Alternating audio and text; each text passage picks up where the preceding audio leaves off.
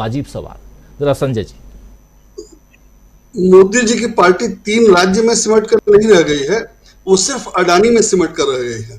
और अडानी से निपटने के लिए महुआ मोइत्रा को जिस तरह से लपेटा या फंसाया गया है, या जो सब किया जा रहा है, उससे यही लगता है। मैं अभी उसकी बात नहीं करूंगा, मैं इसकी बात करूंगा कि बीजेपी की स्थिति क्या है।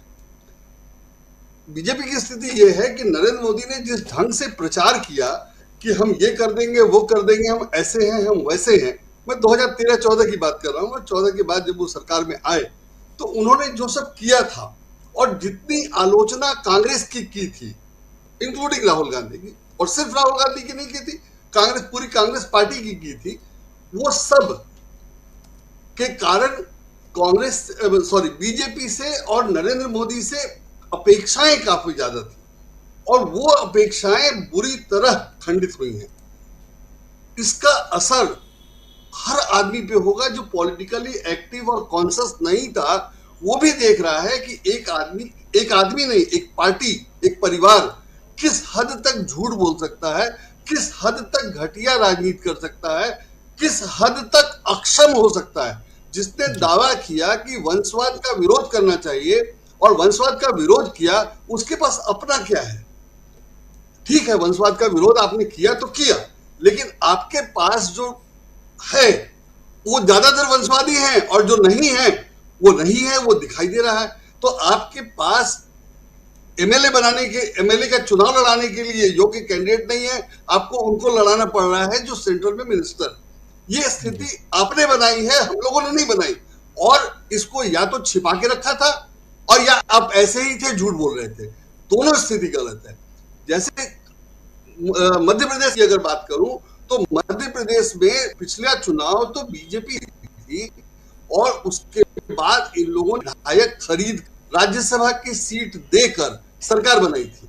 और अगर ये जनता को बुरा लगा, या जो जनता ने जनादेश दिया उसका पालन नहीं हुआ, या उसकी उपेक्षा की गई, तो जनता को क्यों नहीं नाराज होना चाहिए। और जनता अगर नाराज है तो वो क्या कर सकती है? जनता अगर नाराज है तो उसके पास तो अभी ही मौका है कि वो इतना वोट दे, कांग्रेस को इतने वोट दे कि ये अब विधायक खरीदकर सरकार गिराने बदलने की सोच भी नहीं सके। और ये चूंकि सिर्फ मध्य प्रदेश में नहीं हुआ था, महाराष्ट्र का एग्जाम्पल सामने है, जहां विधानसभा अध्यक्ष सदस्यों के मामले में फैसला नहीं कर पा रहे हैं, सुप्रीम कोर्ट के कहने, जोर देने, दबाव डालने के बावजूद। तो इससे लग रहा है कि बीजेपी काम कैसे कर रही है, उसकी सरकार कैसे चल रही है। तो अगर इस ढंग से सरकार चलाना है तो कांग्रेस कहां बुरी थी और कैसे बुरी थी? कांग्रेस की जितनी बुराइयां इन्होंने गिनाई थी, उनमें से ज्यादातर को राहुल गांधी और कांग्रेस ने या तो दूर कर दिया, या वो अब बुराई लगती ही नहीं है। उसके मुकाबले वो सारी बुराइयां बीजेपी में ज्यादा हैं, ज्यादा जोर से दिख रही हैं, ज्यादा स्पष्ट रूप से दिख रही हैं। तो ऐसे में बीजेपी और कांग्रेस का कोई मुकाबला ही नहीं। रही बात सिर्फ कांग्रेस और बीजेपी के मुकाबले की, तो उसमें अगर लोकसभा चुनाव में इंडिया गठबंधन बन जाता है, और मतलब बन तो गया ही है, उस पर जो इनकी प्रतिक्रिया हुई, उसका जो स्तर था, उससे जो घबराहट थी, वो भी दिखाई दे रहा है कि ये सत्ता में रहने के लिए, और सत्ता में रहने के लिए नहीं, ये केन प्रकारेण बने रहने के लिए क्या कुछ कर सकते हैं, और जो कर सकते हैं उसका स्तर क्या है, और उस पर वो कहां तक जा सकते हैं। तो ये सब मिला करके मुझे लगता है कि बीजेपी खुद ही बुरी तरह फंस गई है, फंसी नहीं है, बुरी तरह फंस गई है, और उसके पास निकलने का कोई रास्ता नहीं है।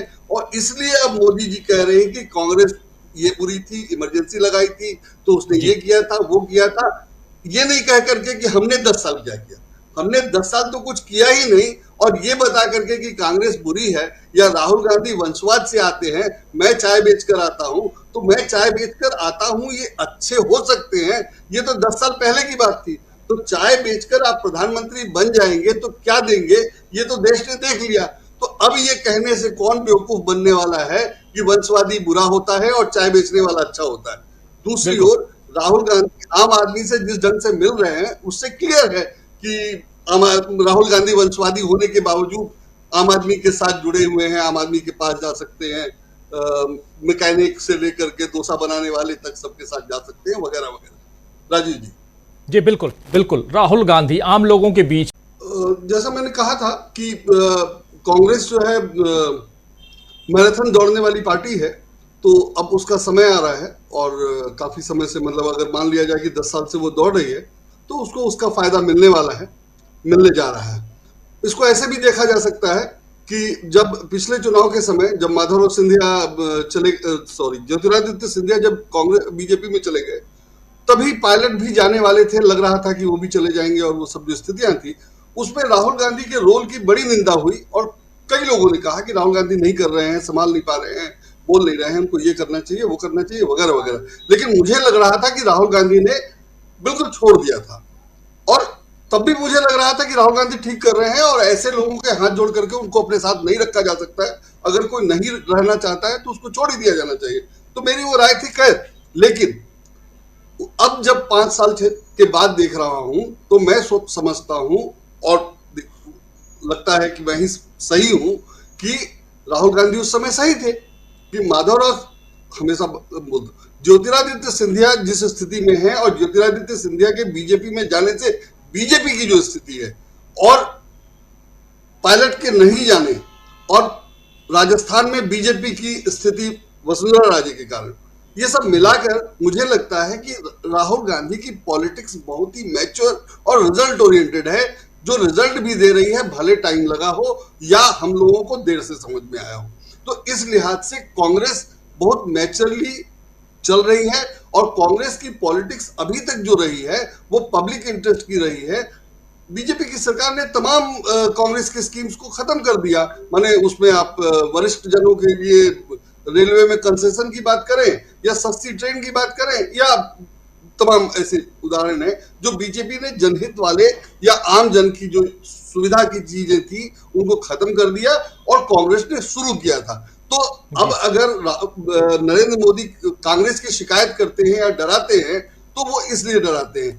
और दूसरी तरफ अगर हम बीजेपी की बात करें तो मोदी जी ने अभी हाल में कहा था कि सभी भ्रष्टाचारियों के खिलाफ कार्रवाई करेंगे और मैं गारंटी देता हूं किसी को नहीं छोड़ूंगा, वगैरह वगैरह।